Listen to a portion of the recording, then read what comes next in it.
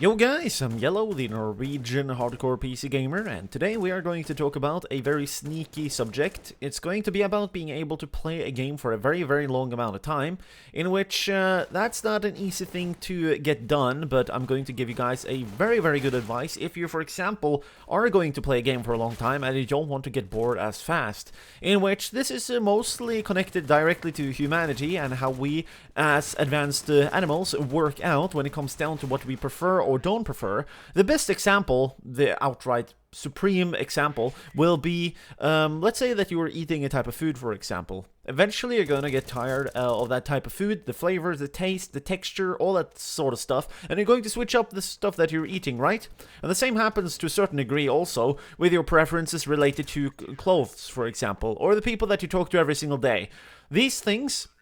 they happen because of probably evolutionary reasons. I mean, it would be pretty silly if we were going to do the same thing every single day, right? Which is why, if you do this ahead of the curve, you're going to be able to do something for a longer amount of time. And when it then comes down to CSGO with me, I've done this many times before CSGO, but also during CSGO, in which currently my secondary game, that I like to call this, in which I'm playing on the sidelines so that I don't get too bored of my primary game, is currently H1Z1. But in the past, when I was playing a crazy amount of Call of Duty, actually, I had a lot of other types of side games as well, including a little bit of Titanfall, a little bit more of Battlefield, and that's aside from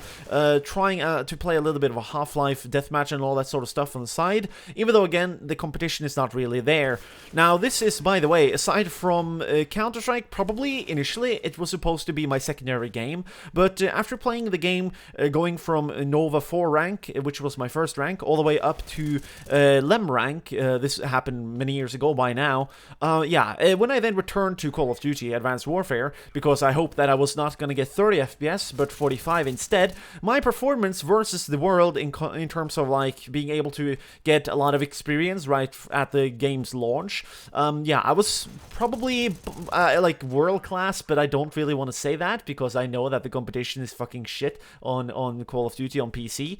Even though, again, also on the little picture you're seeing right here, you also have to disqualify 3 people, considering one account was run by 3 people at the same time, and 2 of the people, we learned in hindsight, were cheating. So let's just say that the competition in Call of Duty is not really there, and if there's skill that you're seeking as a player, CSGO is going to help you out a lot. However,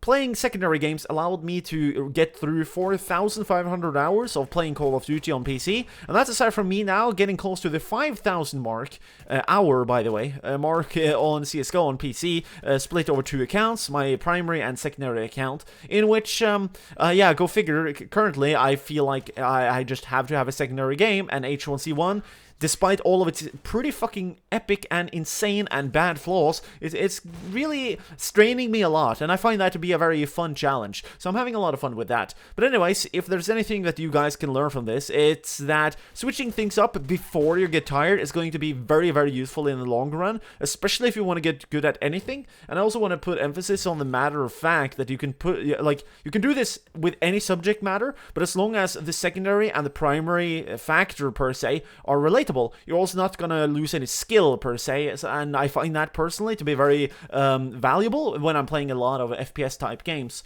So hopefully you guys enjoyed this video, and hopefully this advice will carry you guys further into the endless hours of having fun with games. Here are 2 related videos if you want to get smarter or better at CSGO.